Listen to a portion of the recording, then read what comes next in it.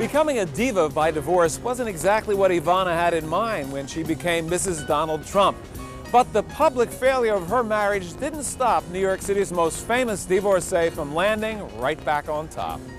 I dined with this diva at Sofia Fabulous Grill, an Italian restaurant on New York City's Upper East Side that specializes in fresh pizza made in a wood-burning oven. Gee, it's 3 o'clock and Ivana told me she'd meet me here and she's famous for being on time. I don't know what the problem is.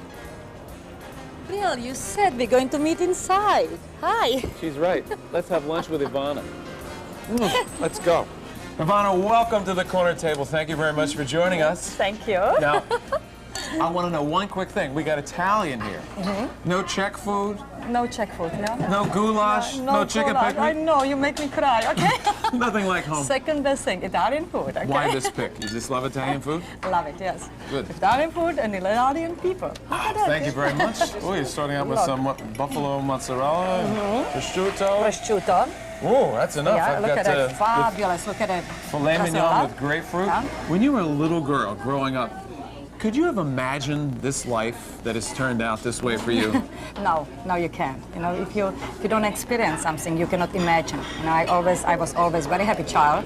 You know, I grew up. My parents were fabulous. I did my sports, and I was dancing in Czechoslovakia.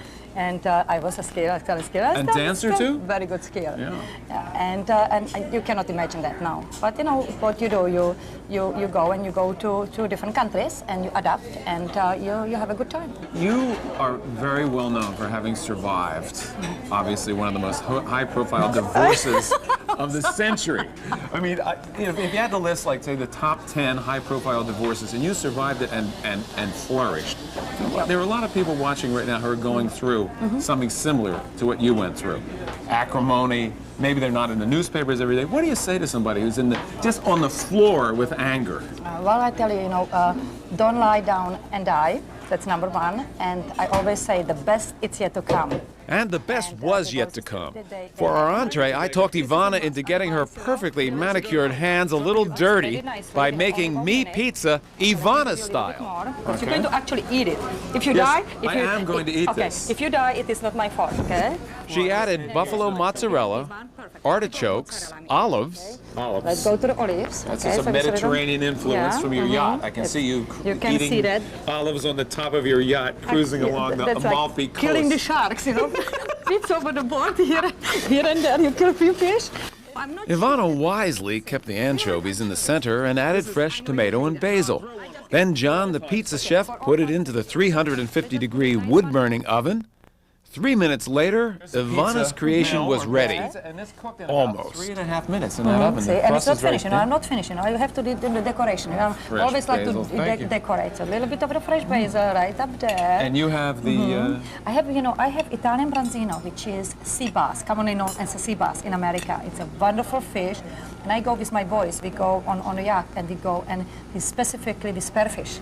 And we go in the morning at 9 o'clock. By 10 o'clock, 11 o'clock, we're definitely in Italy. We have a branzino. So this is yacht food for you? Yeah. Meanwhile, Ivana told me about how she met her boyfriend, Count Raffredo Gaetani. Did you know that there's a real potential for a relationship there, or was just a man asking you out? He was just a wonderful European man with great manners and handsome and kind and had a lot of to say. He was just interesting. I was not looking really for a relationship. When I meet a man, we talk and like we can have a lunch or we can have a dinner or something like that, but it takes me a long time. So what about number 3? What happened? Oh, it takes a long time before the man gets that kiss. Yeah, I'm very hard to get, yes. You're a good kisser, huh? You're not giving them away too easily, right? Wait a minute. Don't get too personal. Here's a couple quick, what we call signature questions. What's at home in your refrigerator right now?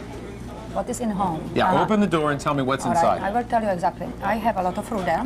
Banana, apples, pears, strawberries, raspberries, low-fat yogurt, orange juice, low-fat milk, and a little assortment of cheeses. Cream cheese, which is which my kids they go and attack.